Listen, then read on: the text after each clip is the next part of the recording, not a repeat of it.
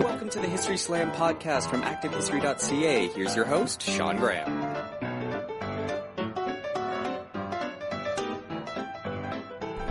Thank you, Adam. Welcome to the History Slam, everybody. I am Sean Graham, coming at you today nearly live. We are in Dallas, Texas, because I was in New Orleans, and when you're in New Orleans, the most natural thing to do is to fly to Dallas.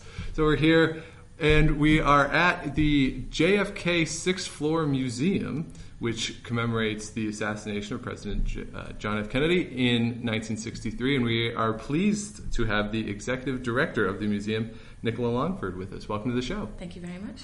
I'm really excited to be here, and I toured the museum yesterday, and so I've had a chance to go through it. But just for listeners who haven't had a chance to go through the museum, what is the museum all about?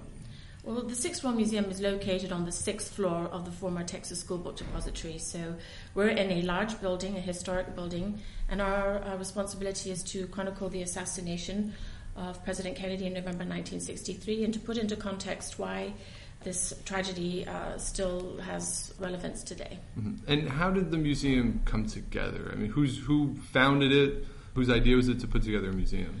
It was a group of community leaders who struggled with the label that Dallas was a city of hate. There were many fights internally within the city about the fate of the Texas School Book Depository building. Many people wanted to tear it down. It was an eyesore. It was a constant reminder of the assassination. And Dallas County actually bought the building in the 70s. Mm-hmm. And it had a series of owners after the Texas School Book Depository Company left and vacated the building. So Dallas County purchased it and turned it into county administrative offices. So the first 5 floors of the building serve today as county government functions.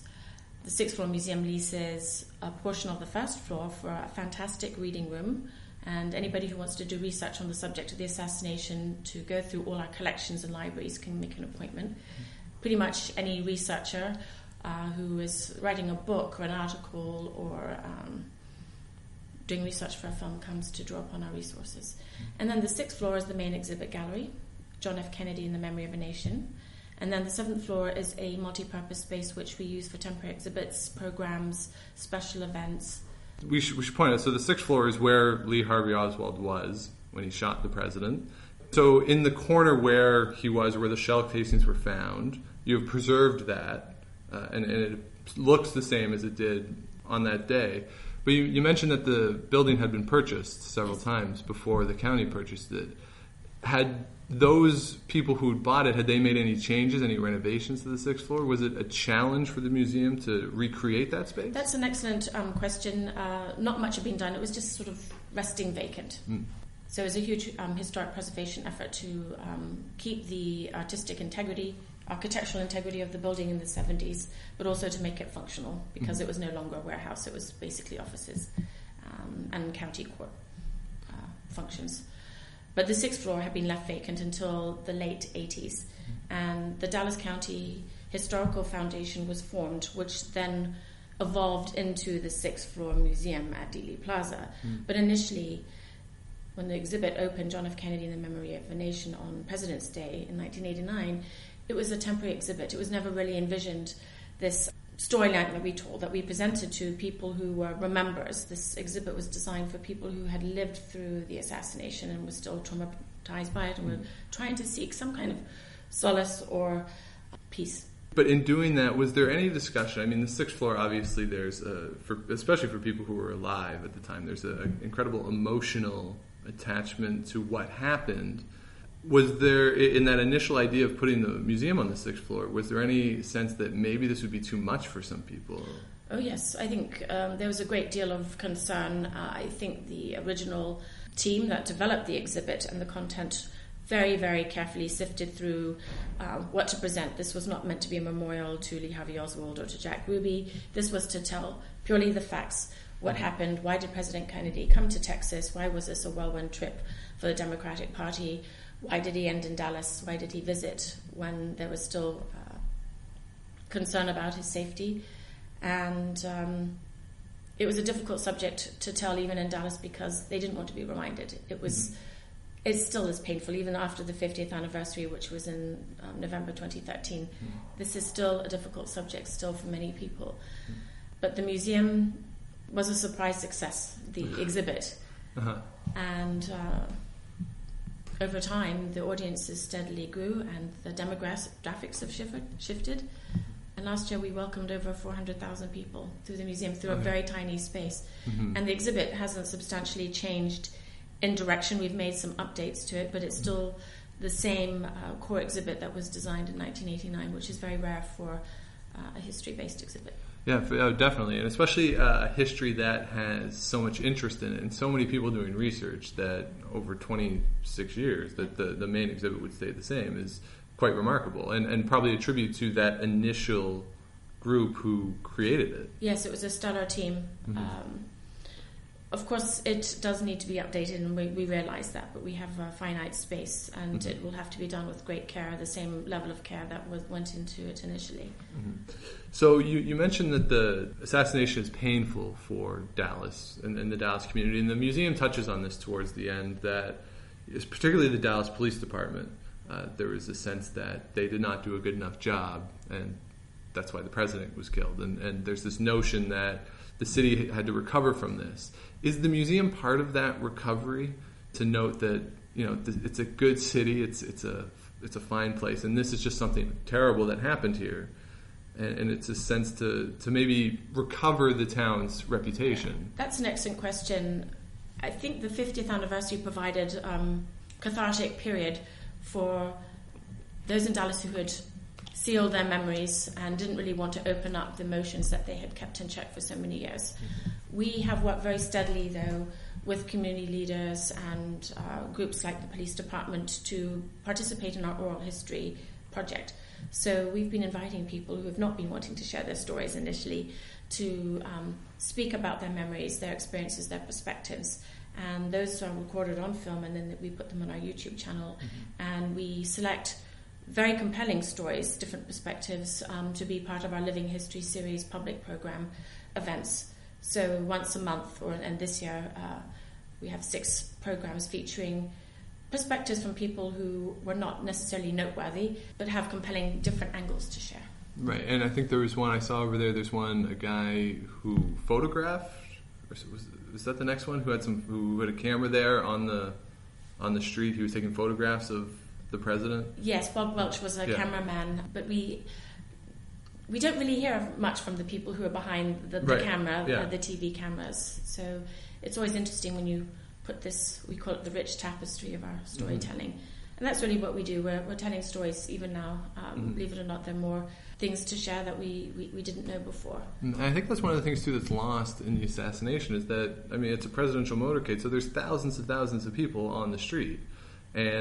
But we never hear those stories. So you're right, that finding those people who would still be alive to tell their story, to tell their perspective on it is quite interesting, because they would have a different view of it than maybe anyone else. Well, we're still making up for lost time. Over the years, there was probably a lull in our collecting of stories, and maybe a sufficient period of time has to pass before people want to share, or they feel that they're part of history. Right. So the Oral History Initiative, while it's not always noteworthy people, they're innocent bystanders, eyewitnesses, people who have this had a profound effect on so many people. And once people are invited to talk about it and they're getting over a reluctance, then they open up. And so I guess we should point out, too, for anyone who's never been to Dallas, and this is my first time in Dallas, the Book Depository building is on a corner, and the window where the shots were fired faces Dealey Plaza, which was a very open space dedicated to one of the founders of Dallas. Yes, Dealey Plaza was designed as in the 1930s. It was supposed to be the gateway into the city. So it's a major entryway into the city and out, and it still serves as such. So it's a very sort of Art Deco-y design, and it's pretty much as it was in 1963 today. The trees have grown, but it's pretty much exactly as it was. So it's a national historic landmark district. Right. And so, but that open space would lend itself to having more people there. Although in the museum it says it's sort of the end of the route. It was very much the end of the route. So not as many people there. No, it was the tail end of the motorcade. Yeah. The president was rushing off to lunch at the Trade Mart, which is very close by, and so is Parkland Hospital. So the mass of people really were on Main Street. Well, it had started at Love Field, and so people were just relieved that there was this massive outpouring of excitement and jubilation to see the president and his wife, and then tragedy struck right outside our doors. I guess we should talk about this. That the president is shot and dies in 1963 in November, and then this museum is created 26 years later, or the exhibit at least, which now is turned into the museum. What is the museum's ultimate goal? Is it simply to tell the story of what happened? That's a very good question. As I mentioned, this is a part of a National Historic Landmark site, so we have responsibilities as steward of cultural property and historic site preservation to keep work with the city and the county and the various owners of property around us to keep the integrity and preserve the site. It's a site of tragedy. We do not own the Texas School Book Depository building, but we work with Dallas County to also help maintain the integrity of this important structure. It's an iconic building. We do want to present the facts. We want to make sure that anybody, wherever they come, however much knowledge they bring or lack of knowledge about the subject, that they leave with a better understanding of what happened, and that they're also inspired by President Kennedy's legacy. That why was it that he generated so much hope? Why is it that we're still fascinated by this man? Why is he brought up almost every day, either his quote or something about his life? People feel that the hope that they had been given by him was extinguished and that their lives forever changed. We hear that constantly by young people especially who were inspired by him. And we don't have that today. So that we have people who are somewhat deluded and jaded and cynical and want to know, why is it that we're still talking about this? So we feel we have an important role to help provide a platform for discussion. And there's so many angles of the story which are so compelling that at this point now, so many years afterwards, we feel we're able to explore. But have you ever been accused, not you personally, the museum been accused... I've been accused of a lot of things. of exploiting a national tragedy for I don't know, for profit? I realize this is it's a non-profit organization, but has anybody ever come through and said, you are exploiting what happened here? I don't think anybody's ever said that overtly. Some people might have thought that. I think initially there was a great deal of concern that this was going to be a very neutral, balanced presentation of the facts. And of course in 1989, when the exhibit opened, we have many more stories to share. We have a lot more information. We're now a collecting institution, so we have over 55,000 artifacts, historical records, films, oral histories and testimonials to add. So the storyline's growing, it's expanding. We've got a lot of Dallas voices. We're very careful not to exploit the subject. Our role is to help put into context and perspective what happened. And that's our duty as historians. We're all professional museum workers here. And I guess part of the story, too, is that, I mean, history is very much a living thing, and it changes over time. And one of the things that has changed with the assassination is the conspiracies that go along with it. And I thought the museum did a very good job of addressing the conspiracies by saying, some people think this, some people think this. Here's what the official commissions and reports found, and the subsequent ones found. But how do you deal with that aspect of it? Because a lot of people do buy into various conspiracies, and trying to deal with those, I'm sure, is a very sensitive subject for a lot of folks. Well, I'll go back to the initial team that was responsible for developing the exhibit. They consulted with everybody, all angles, good, bad, and the ugly. Right. And they sifted through, and they tried to create a balanced presentation. If anybody who comes to the exhibit now and feels that we're not addressing a particular angle, they're more than welcome to go to the reading room and explore that. We have every book on the subject that's written.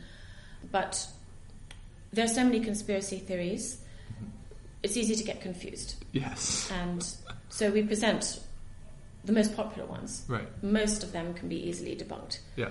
It's a fascinating story. It's an interesting dimension of this whole subject. Mm-hmm. And there are many parallels that we can bring in today's culture about why we're so quick to think that there's conspiracies behind incidents and tragic events for which we can't really fully explain or comprehend. They're just a series of coincidences, unbelievable events. Mm-hmm. And one of the things I think that feeds into it, and I didn't realize how fast the timeline was on a lot of the stuff that happened that day. And my brother had this reaction of, he shot at 12:30. They're back at the plane by 2:00. Yes. And that's really fast to go from shot to hospital to the coffins on the plane. And his reaction was, well, why did it have to go that fast? It's those sorts of things when you're going through the museum, when you just point, and these are just factual things, that this is how it happened, Yes. that would lead to people thinking, well, that seems strange, right? And that I can see how conspiracies build off of those sorts of things, right? Well, yes, it was chaotic. You can't imagine the Right. shock that ricocheted all around the world, but here in Dallas, and why did this happen? How did this happen? And it was an incredibly intense weekend. And Lee Harvey Oswald walked right out of the building. Yeah. But Lyndon B. Johnson, when he realized it was announced that the president was officially announced dead, he wanted to rush back to Air Force One and be sworn in as president to take the oath of office. It was very important during this time because nobody knew really who was behind it, that the government was still at work, the Constitution was still at work, Right. and that there was going to be a smooth transition from one leader to the next. Yeah, because that's really important, and I think something that's lost. I mean, because if, say, the Soviet Union is behind it or the Cubans are behind it, right? That is a big deal, and you need this reassurance for the people that the government's still in place and they're secure and all this. I mean, it seems now when we look back that, I mean, if you watch the Oliver Stone film and stuff, like the sensationalization of this, but at the time it's a very real feeling for a lot of folks of what does this mean? Are we safe? And so that would lead to those sorts of the speed with which a lot of things happen. Yes, when you look at all the live footage that was broadcast, and then the killing of Lee Harvey Oswald was on live television. It was just unbelievable. It was shocking. And it's still shocking now looking at it. I feel rather than having people put into context, just listening to the audio and the live TV recordings is film. Very impressive. Yeah, and maybe that's probably the I don't know, the thing in the museum that is the most visually shocking. I mean, because I would assume most people have seen the Zapruder film 100 times before coming to the museum, and the stills out of it. A lot of people have seen that. But personally, I'd never seen the video of Jack Ruby shooting Lee Harvey Oswald. And that is quite shocking to view. And that, so if anyone doesn't know, that happened 2 days later when when Lee Harvey Oswald was being transported by the police. And then the fact that Jack Ruby, who is a nightclub owner, that's correct. The fact that he was able to get through the line and get to Lee Harvey Oswald has furthered the conspiracy that, I mean, how did he get through, and then why did he do this and all this? So, but that sort of stuff, I mean, what sort of discussions are there internally here about showing that video? Or even Zapruder film, you mean? The Jack Ruby one, because that is a murder that you show in the museum. I mean, what sort of discussions? Well, I think you have to have some powerful effect to ram it home that this was on live television. The whole the world was watching this. And we're not hiding anything. This is exactly what happened. So in order for people to understand what happened, they have to see the historic footage. Mm-hmm. Has anyone ever had a particularly negative reaction to either the Jack Ruby video or the Zapruder film? I'm sure you get a lot of people who are very emotional who We're come in. very careful about what we present. We're not hiding anything. But we don't show the Zapruder film in its entirety. We have done it in programs, and we had a small exhibit about home movies and the value of the home movies. And that's what the Zapruder film was. In fact, Abraham Zapruder was in this building. His offices were on the 4th floor. That's cool. Yes. Yeah. But it's a horrible film to watch. So what would you say is the market for this museum? I mean, what type of people are you attracting? Yesterday I was there with a school group, so obviously and I can see why a lot of school groups would want to come. But generally speaking, people who are coming through the doors, is there a specific type of person who's coming, or does it appeal to pretty much everyone? That's another excellent question. Most history museums tend to be attended by people who are history buffs. We do have history buffs, but I think this museum attracts really the broader spectrum of people. People who come to Dallas, they find out that President Kennedy was shot here. They may have a little bit of knowledge. They may have seen Dealey Plaza on film or in the Oliver Stone movie. That's many people's jumping off point for understanding the subject, rightly or wrongly. Yeah, as problematic as that could be. But I think there's so many documentaries on television now about aspects of Kennedy's life and also the assassination and conspiracies that people feel they know a little bit of the subject and they come here wanting to find out for themselves. This site is so powerful. We don't tell people what to believe. You put the pieces together. You make what you want out of this. And we hope, though, that you leave with a better understanding and appreciation of the challenge in telling a very difficult set of storylines, and also in the end to understand why Kennedy is still such a compelling person to study today. And that's an interesting point because Kennedy, and not just John F. Kennedy, I mean the whole Kennedy family seems to have this sort of mystique around them, and obviously I would say John F. Kennedy is probably the center point of that, but Ted Kennedy was a senator for a really long time, and JFK Jr., the way he died, and sort of and then Ethel Kennedy is the matriarch of this whole thing. I mean, there is this mystique around the family. Do you think that or that the assassination has contributed to that? Perhaps in part, but not entirely. No. But, well, has anybody from the Kennedy family ever come? We don't talk about members of the Kennedy family that may have visited. Okay. So the Kennedys didn't have any say in the design, construction of the exhibit? Completely independent. Okay. Yes.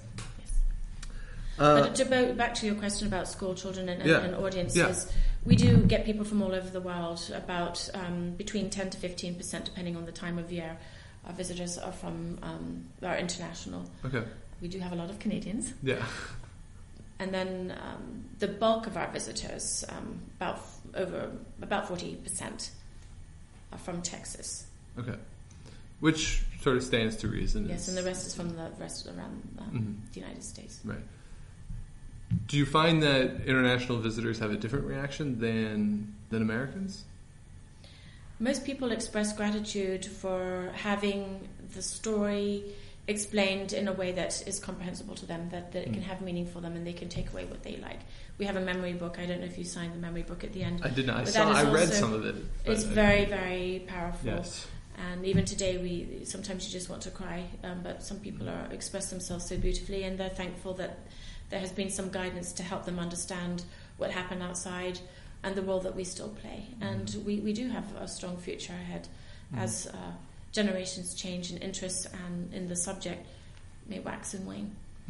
And I guess that's a challenge for you as well, is that as we move forward, I mean, fewer and fewer people who were alive then will be coming to the museum, and eventually we'll get to a point where no one will be alive who was alive then. And does that maybe change then the perspective of the museum in terms of how you market yourself? Because that direct emotional connection will eventually be lost, and then it becomes pure history as opposed to a very much a lived experience for some folks. Yes, we say that we're transitioning from living memory into history. So we're in a transition period, and it's important to connect the older generations with the new, and that's why living history programs are so important. But we're very conscious that this period is upon us, and it's our responsibility to capture as many stories and integrate these different audiences as much as possible, and also working with teachers so they feel comfortable talking about the subject line, that it's not just civil rights. We have to try and find all the hooks that are in the school curriculum materials to convey to teachers and schools that this is a relevant topic for them to understand. It's just not about a violent death. Right. We've got our challenges ahead, like many historic sites. But I think always people will come as they become interested in historical figures and the constant political references to Kennedy. I don't think that interest in the subject will die. It just may change. And our challenge is to be poised to be receptive to those new areas of interest and respond accordingly. Now, one of the things that I find interesting in all this, in this sort of area of interest, is that the notion of assassinations just being popular, and there are people who are assassination buffs, and you go to Ford's Theater in Washington, right, and they have it still all set up. But it seems like the JFK one is different in that it has this, again, I'll use the word mystique again, that has this mystique around it.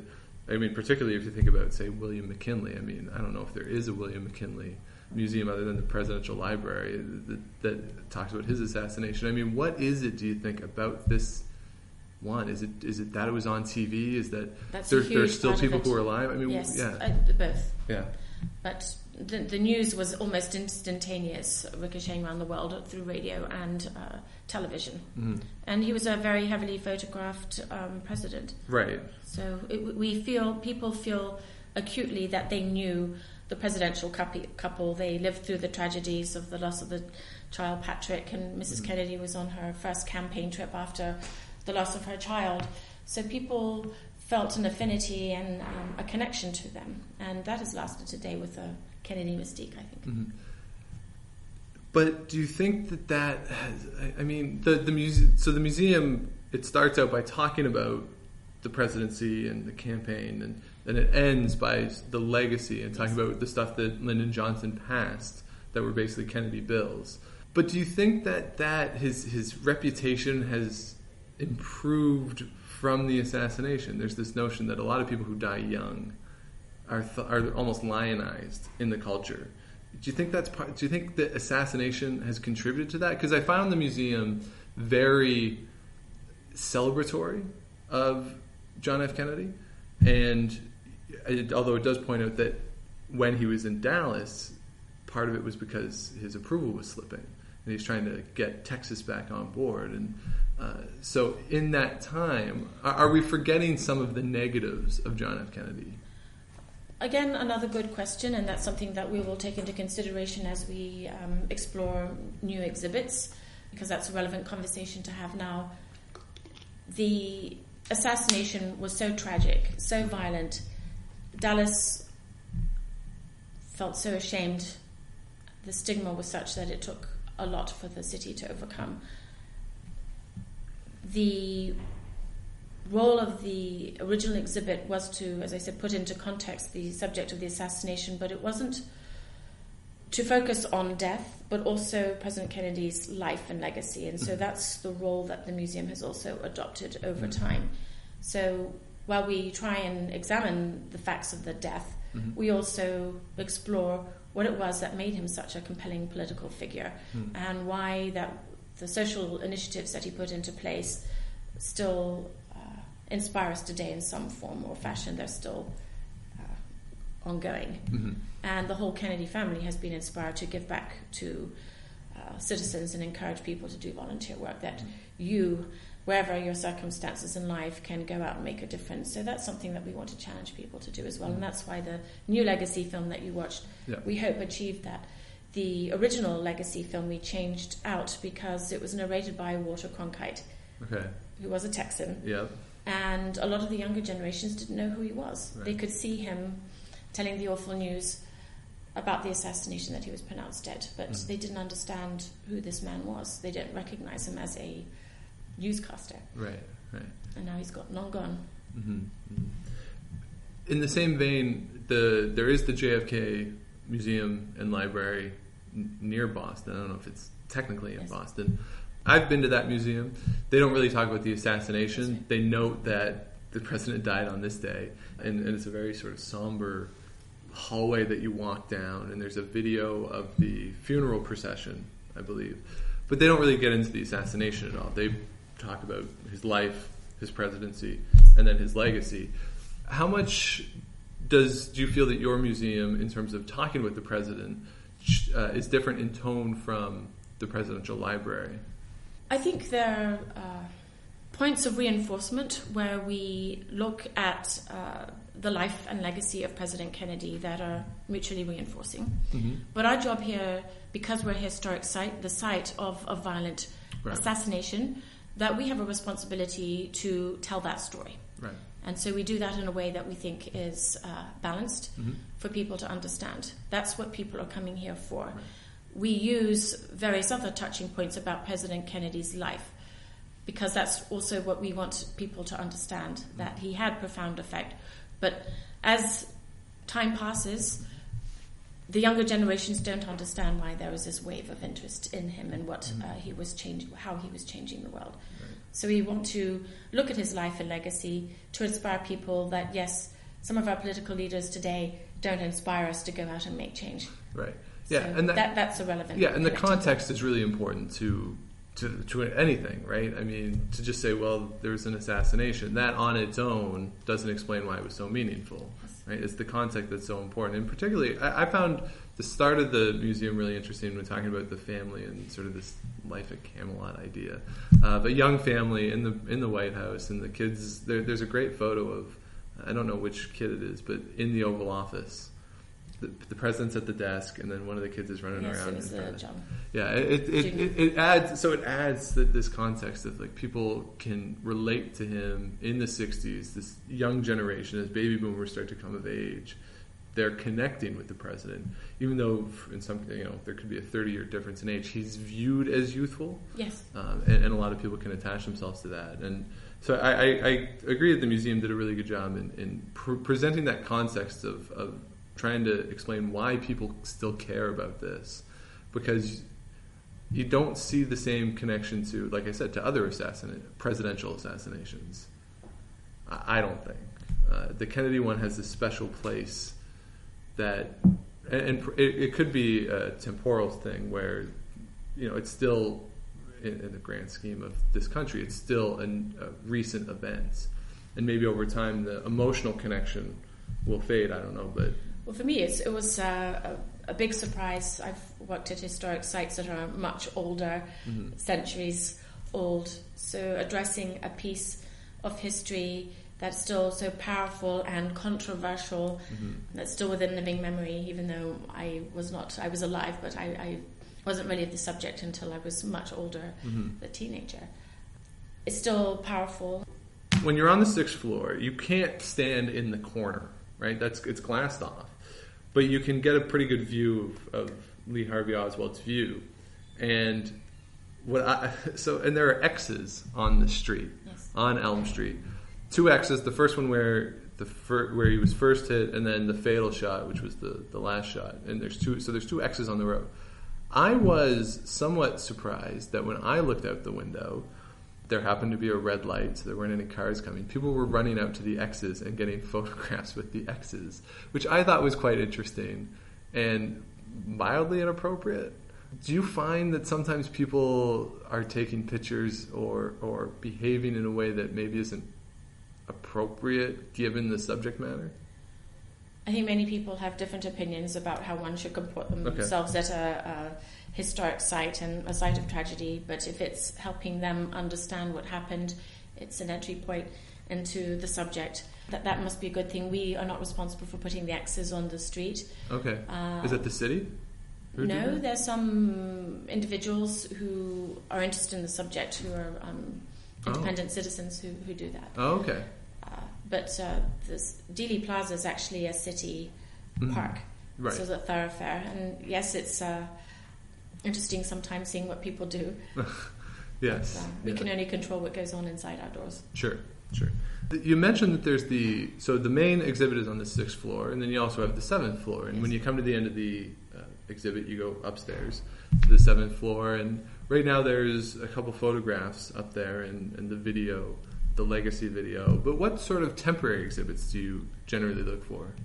Well, sometimes they're created in-house, and sometimes we take traveling exhibits, photographic exhibits. But we have space challenges, so it's very difficult to put in an exhibit, and that would draw a large crowd and also conduct programs, because we feel a way to explore new topics and levels of interest in a new subject that might evolve into an exhibit is by doing public programs. So in May we have a number of interesting programs.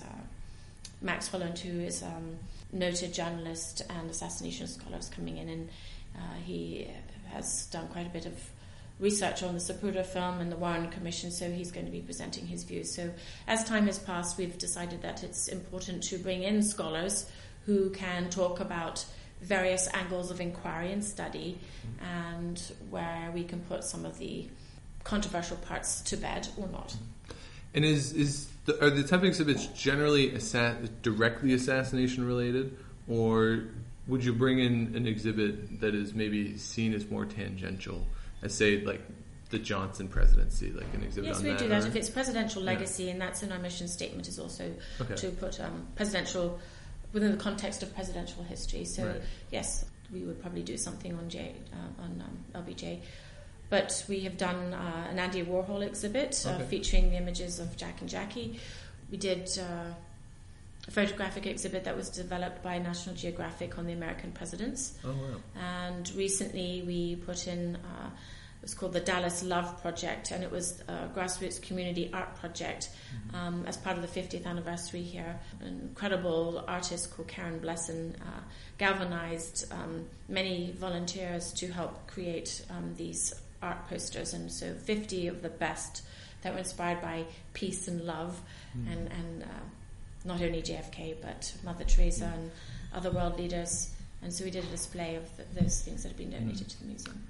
Now you mentioned the exhibit on presidents, which just reminded me that in Canada we don't really treat our prime ministers with the same reverence that presidents, or at least the office of prime minister isn't treated the same way as the office of the presidency. In the United States, we don't have museums to prime ministers. There are prime ministers in our history who don't have even biographies written about them, and the burial sites of prime ministers aren't really maintained that well. I mean, there's a couple, but generally speaking, our prime ministers aren't quite treated in the same way as presidents in the United States. And I'm wondering why you think the office of working in a museum that is dedicated to a president. Why do you think the office of the presidency holds that allure for people? That's an excellent question. The National Archives supports many presidential libraries and museums, and there's the foundation side. So this is unique to the United States. We're sort of outside that realm because we're not supported by the government. We are actually an independent 501c3. So we discuss presidential history, but we're also talking about another event. So it's not entirely the life of the president that we're committed to. Right. Solely.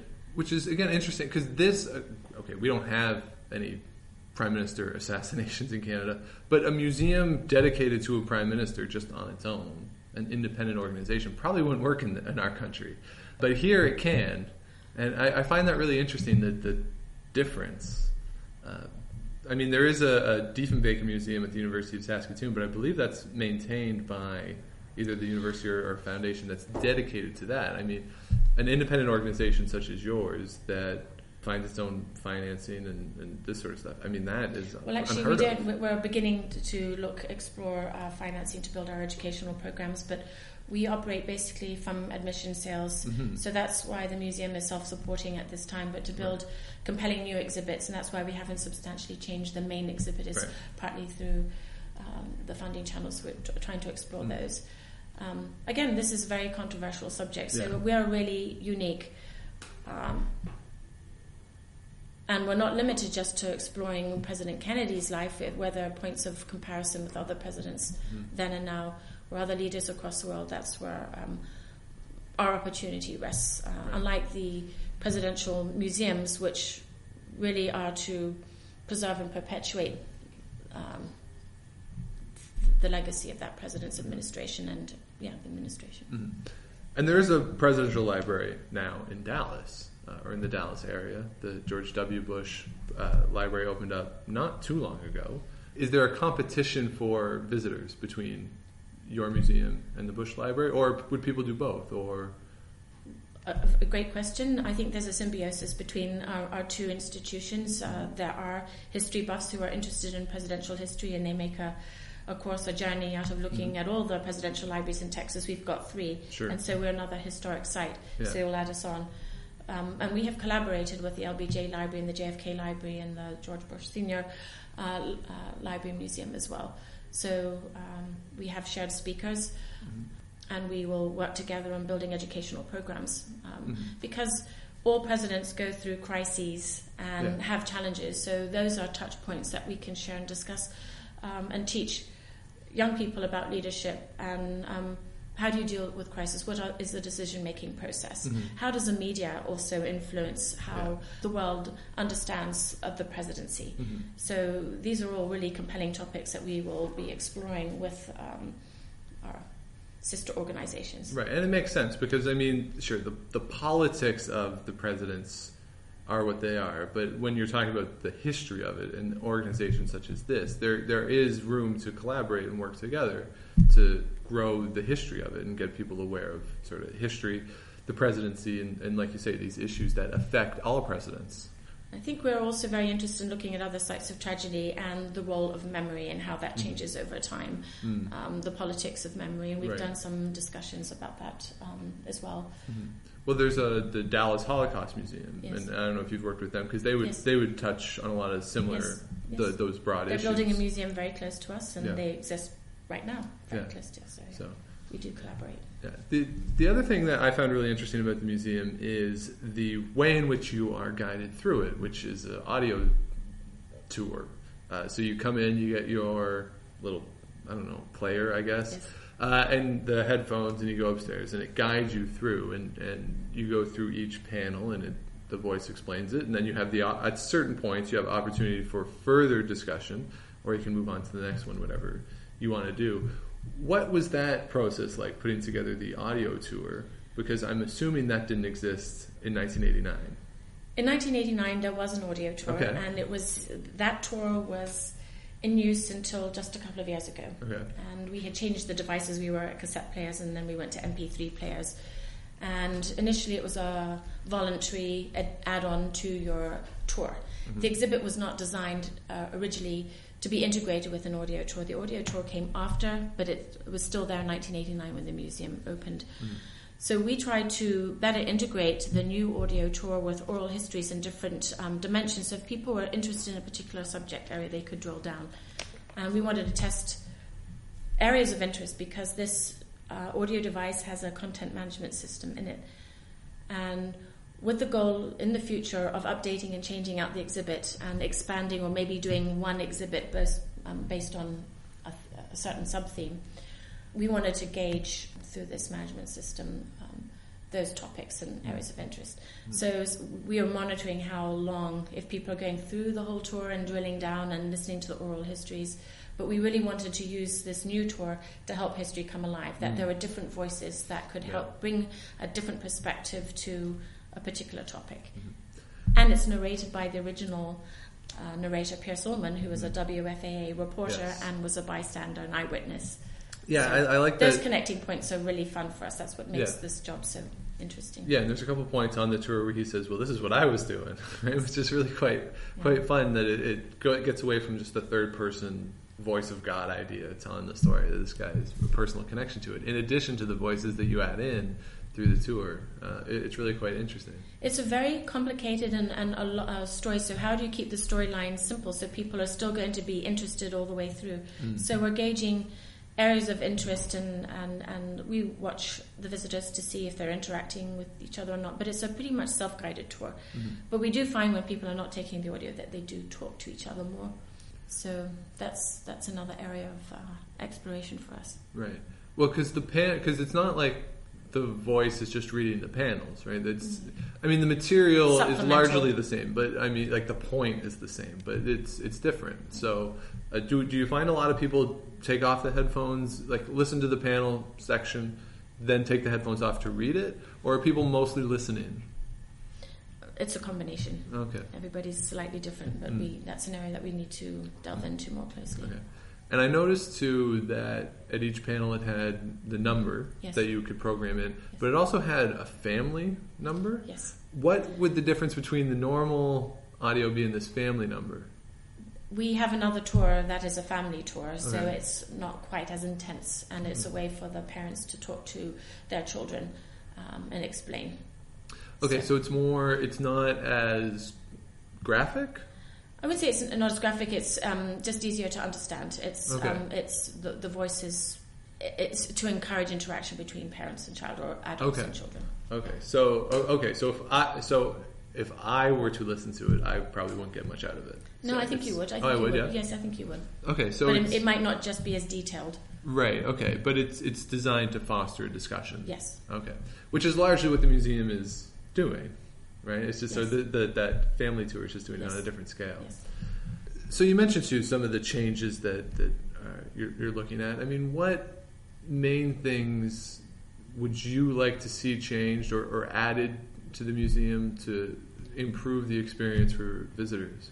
The visitors' experience starts from the outside, from the moment they encounter the site. So we're working to ensure that we work with all the interested parties in making sure that Dealey Plaza is well maintained.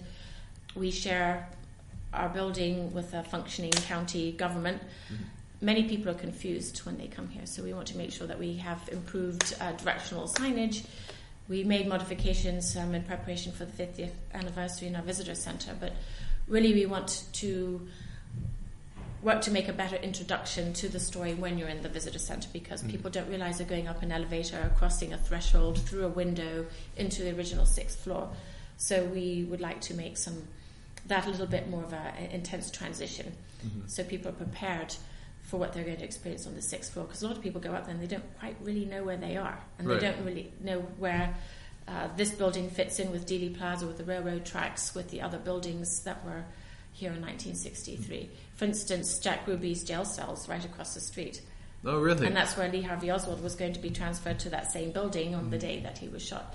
So the Kennedy Memorial is behind the Old Red Museum, and many of our visitors don't go there. We have a cell phone tour, which we're exploring ways to improve and perhaps present in a different format, so people can take a walking tour and understand all the buildings and the historic points that connect to what we tell. Okay, so it's really a goal then to add to the experience as opposed to necessarily change the experience.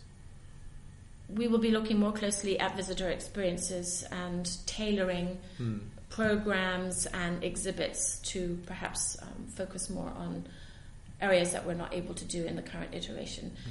It's very, very dense. We are very compromised for space, and people of course really want to go up to the Sniper's Perch. That's really one of the culminating experiences up there. The most variable artifact that we have is the building and the 6th floor. Yeah. And then just for you personally, I mean, you mentioned you worked at other historical sites, and now coming to this one that does have such emotion attached to it. Just for you on a daily basis, coming here, working with this type of material, how is it for you, just on a day-to-day basis? Do you find yourself desensitized to it, or do you still maintain, when you go up there, do you have a reaction to it personally? I don't think anybody who works here has ever become immune, dismissive. We're still profoundly touched and honoured to be here. Right. And it's a difficult challenge because we are conscious so much of time passing quickly, and we're losing people who were parts of the story. And there's still so much to collect before it's too late. And I think also with the 50th anniversary, our responsibility was to collect how people remembered. What were all the documentaries? Why are we reliving these particular stories and not others? What's being left out of the big picture? Right. If we can collect all that, then this will be an amazing repository for future research for many generations to come as they look back at how we remember 10 years, 25 years, 50 years, 100 years. We'll have that body of material. We've got great riches where other older historic sites don't have that. Right. So the lens of the reporters and that, you can sift through all of that, and we want people to be critical thinkers. We want them to challenge why we're presenting things a certain way, and even though we're trying to be neutral. That sense of responsibility sort of permeates the staff here. everyone is on board with it. Do you feel as though that could be, is that a burden at some level, that you have to maintain this level of, I mean, for something so emotional, it's hard to be emotional and maintain that decorum that you're talking about, right? I think the emotions are kept in check individually. I think sometimes some of our staff are so passionate about the work that they do that they don't understand that the world is changing around, and we have subject matter experts that know the areas inside and out. Yeah. But not everybody shares the same interest. So for us, particularly as a history-based organization inside, how can we get people interested in history, not only to explore this subject, but also why be interested in human life, right? Yeah. And why we are compelled to collect and preserve and interpret. Why do museums exist? But right. I think we have a unique opportunity to help make change always, if we can change with the times. Right. So for people who want to come to the museum or see your digital presence, what's the best way for them to do that? JFK.org is our website, and that's the perfect entry point into understanding about the museum and how to visit. And for people who are in Dallas, I know yesterday was, I believe, 9 to 5 or 10 to 5? 10 to 6. 10 to 6 Oh, daily? sorry, it was today. Yesterday was Wednesday. Yes, 10 to 6. Okay. And every day except Mondays, and we're from noon to 6. Okay, and I noticed it's open every day of the year except Christmas and Thanksgiving. So people can come down. If you're in Dallas, we're pretty much right downtown, right? I don't have the geography of the city. We're in the heart of downtown, the oldest part of Dallas. Yeah, so if you're in Dallas downtown, it's walking distance. You can get here pretty easily. And there's some other cool stuff around the JFK Memorial you mentioned, the other museum, and the Holocaust Museum is relatively close. So it's in a good part of town if you want to come down and walk around. In spite of being a site of tragedy, it's a wonderful place to explore a moment in history and also oneself and one's role and place in history. Yes, very well said. So we appreciate you being here. That's Nicola Longford, the Executive Director of the 6th Floor Museum. Thank you so much. Thank you very much for having me. If anybody has any questions, comments for the podcast, it's historyslam@gmail.com. Twitter is @Dr. Shawnee Fever. And if you're out and you see Enrico Palazzo, please say hi for me.